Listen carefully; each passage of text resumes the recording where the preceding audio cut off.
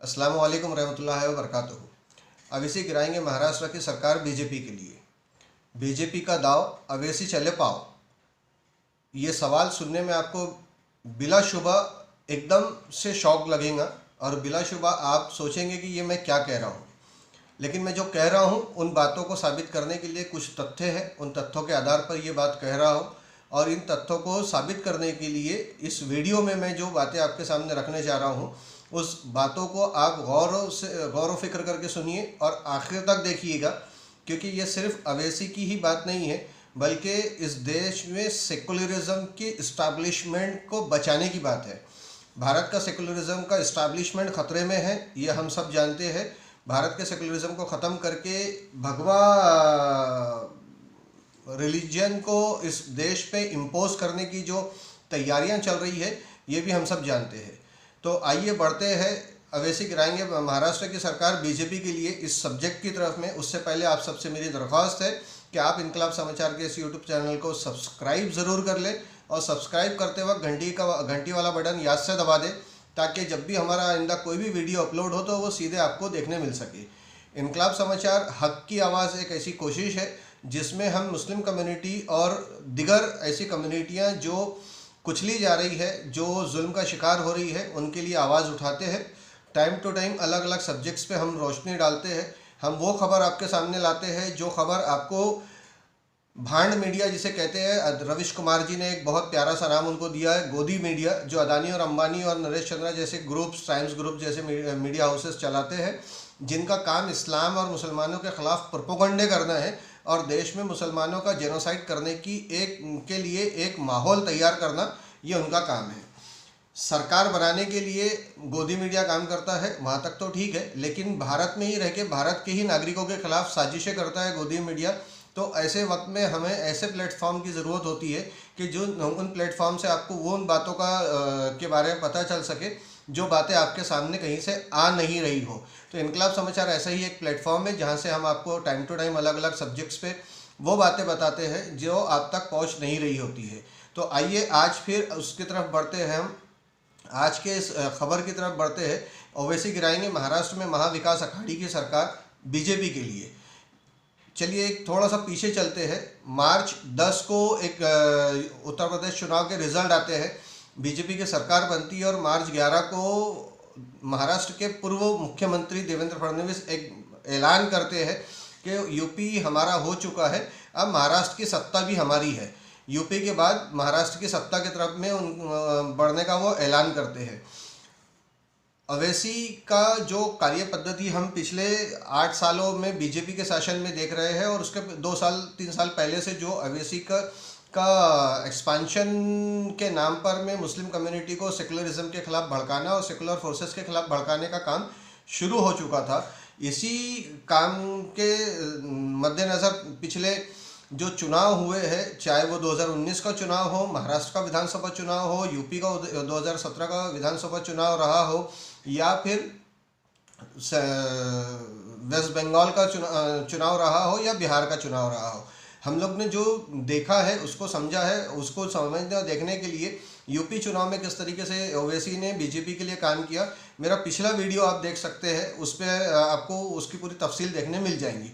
मैं यहाँ डिस्क्रिप्शन में उस वीडियो की लिंक भी लगा दे रहा हूँ ताकि आप देख पाओगे कि ओवैसी ने किस तरीके से उत्तर प्रदेश में बीजेपी की सरकार बनाने में सहायता दी और मुसलमानों को इस तरीके से धोखा दिया।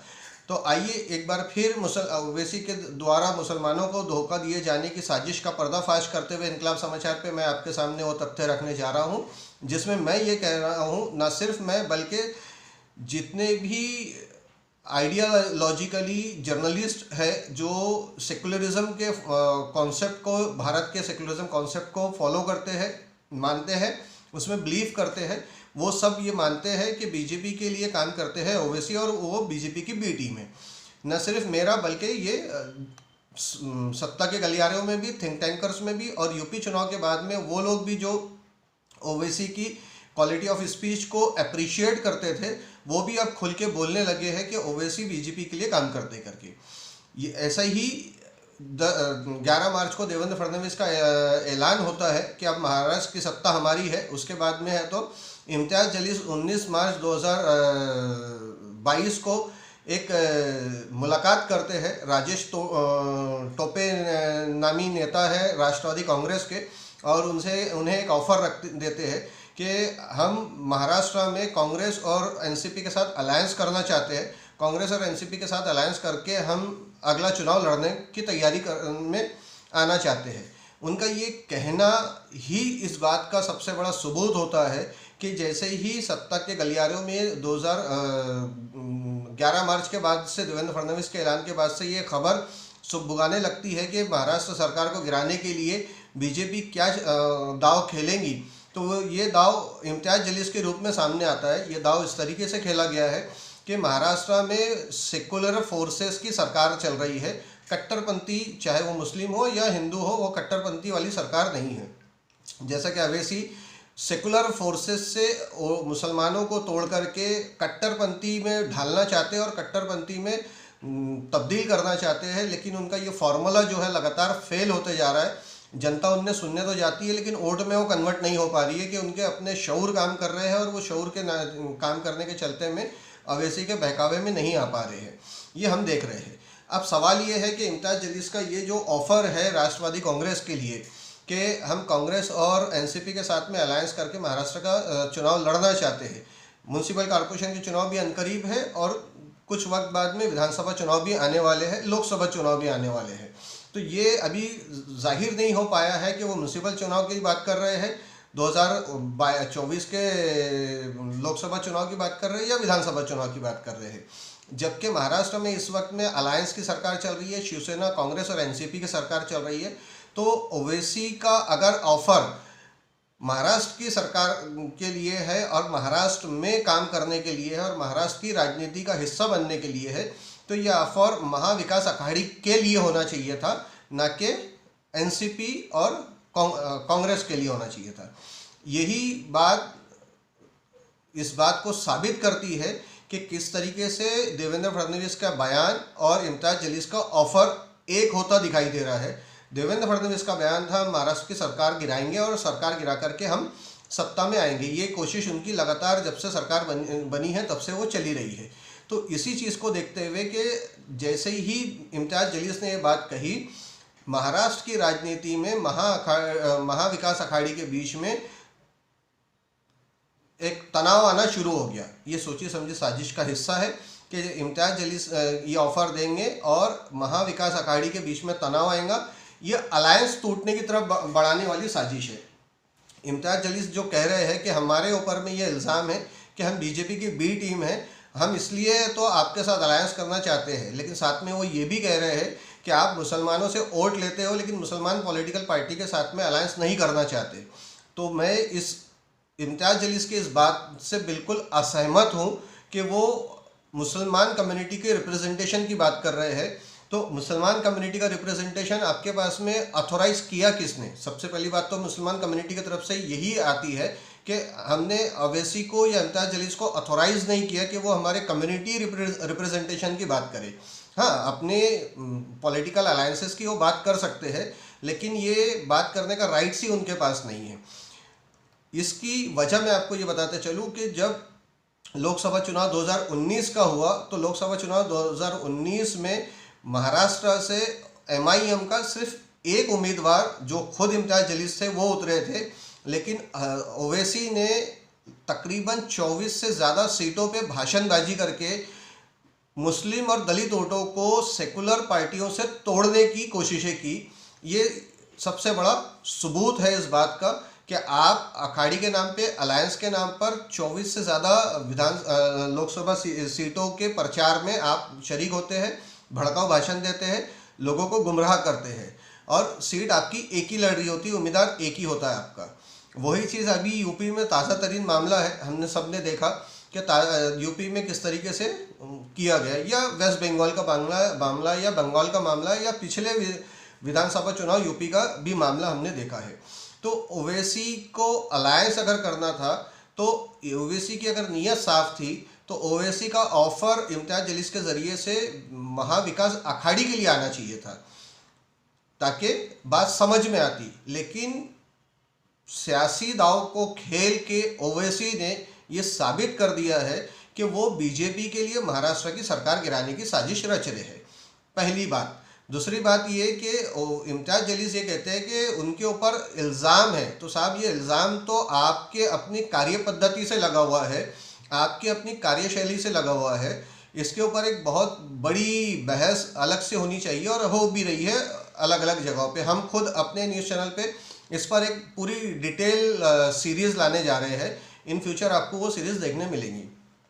आज के इस वीडियो में मैं आपका जहन इस तरफ खींचना चाहूँगा कि ओवैसी गिराएंगे महाराष्ट्र में महाविकास अघाड़ी की सरकार बीजेपी के लिए।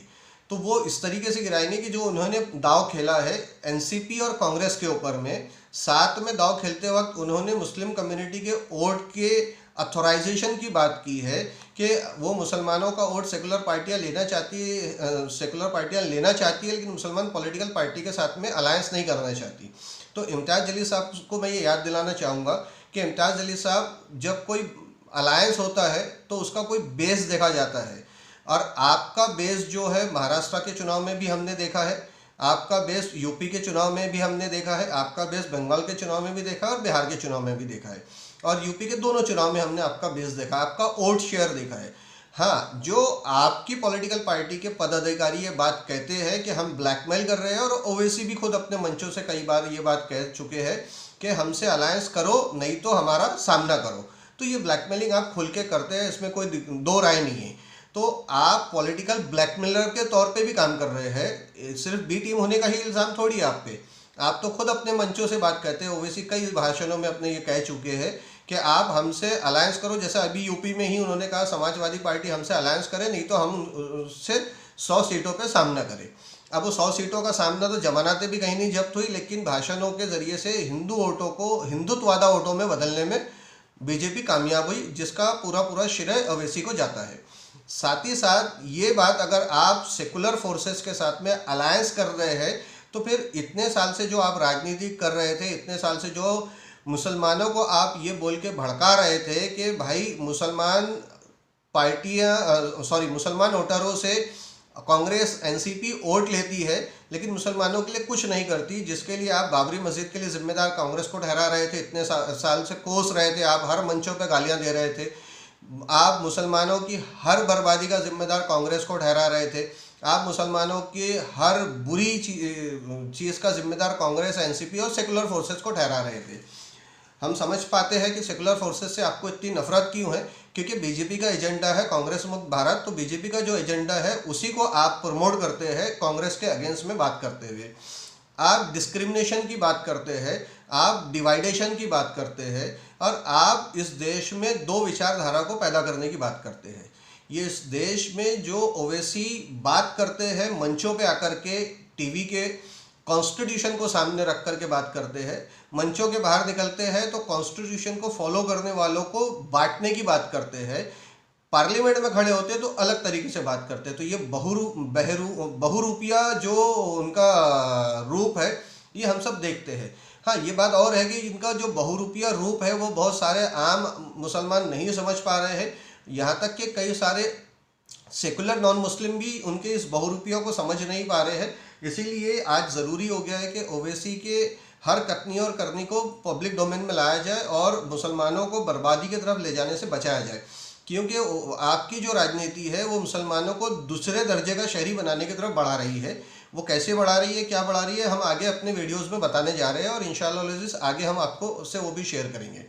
आज की तो जो बात है वो ये है कि ओवैसी गिराएंगे महाराष्ट्र की सरकार बीजेपी के लिए। वो ये है कि आप सबसे पहले तो महाराष्ट्र की सरकार को गिराने की साजिश में एक दाव खेलते हैं, और वो दाव से तीनों पार्टियों के अलायंस को तोड़ने की आपकी साजिश जो दिखती नज़र आ रही है। दूसरा ये है कि आप देवेंद्र फडणवीस के बयान के बाद में ही ये ऑफ़र क्यों देते हैं, यूपी चुनाव के पहले आपने ये ऑफ़र क्यों नहीं रखा, यूपी चुनाव के दौरान आपने ये ऑफ़र क्यों नहीं रखा, यूपी में बीजेपी की सरकार बनने के बाद देवेंद्र फडणवीस के ऑफ़र देने के ऐलान करने के बाद ही आपने ये ऑफ़र क्यों रखा। तो ये दोनों बातें बहुत सिमिलर है, बहुत हद तक सामने दिखाई देती है।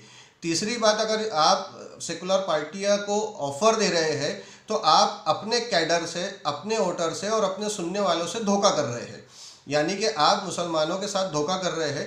दलितों के साथ तो आप धोखा कर ही रहे हैं, दलितों के जय भीम का नारा दे करके उनको तो बेचारों को इस्तेमाल आप कर ही रहे हैं, यहाँ तक कि आप मुसलमानों का भी गलत इस्तेमाल कर रहे हैं। और अब जब आप अपने ही पॉलिटिकल पार्टी की अलायंस उन सेकुलर पार्टियों से करने की बात कर रहे हैं जिनको आप 8 सालों से रात दिन कोस रहे हो, गालियां दे रहे हो, भला बुरा कह रहे हो, और जिनको गालियां दे दे के भला बुरा कह के कोस के आपने जिन लोगों को अपने तरफ में मुतासिर किया है, जो आपकी तरफ में मुतासिर होकर के आ गए हैं, उनको फिर धोखा दे रहे हो। तो फिर आप के बारे में हमारे जैसे जो लोगों की राय है कि आप धोखा देंगे मुसलमानों को, तो आप जो देंगे हम सोचते थे वो तो देना आपका सामने जाहिर हो गया है कि आप अपने पॉलिटिकल फ़ायदे के लिए धोखा दे रहे हैं करके, और धोखा दे भी सकते हैं करके। यानी आज के वीडियो में मैंने अपनी इस बात को साबित करने के लिए 3 दलीलें रखा। उन तीनों दलीलों को आप गौर व फिक्र करिए, सोचिए। इंशाअल्लाह आने वाले वीडियो में आपसे फिर मुलाकात होंगी, फिर एक नए सब्जेक्ट के साथ आपके साथ बात करेंगे। अल्लाह रब्बुल इज़्ज़त ने चाहा तो आपके सामने ऐसे और भी वीडियोस हमारे तरफ से आपको देखने मिलेंगे, जिसमें वो बातें हम आपके सामने पेश कर रहे हैं, जिनके दलीलें हम आपके सामने रखते हैं, जो बातें आपको गोदी मीडिया या इस्लाम और मुसलमान विरोधी मीडिया जो है, अदानी अंबानी का जो मीडिया है और बाकी मीडिया हाउसेस का जो मीडिया है, जो मुसलमानों के जेनोसाइड का माहौल तैयार कर रहा है, वो मीडिया कभी नहीं बताने वाला। इंशाअल्लाह आपसे फिर मुलाकात होंगी। तब तक के लिए अल्लाह रब्बुल इज़्ज़त से दुआ है कि अल्लाह आपको और हम सबको अपने अमन और अमान में रखे। जज़ाकल्लाह खैर। अल्लाह हाफ़िज़।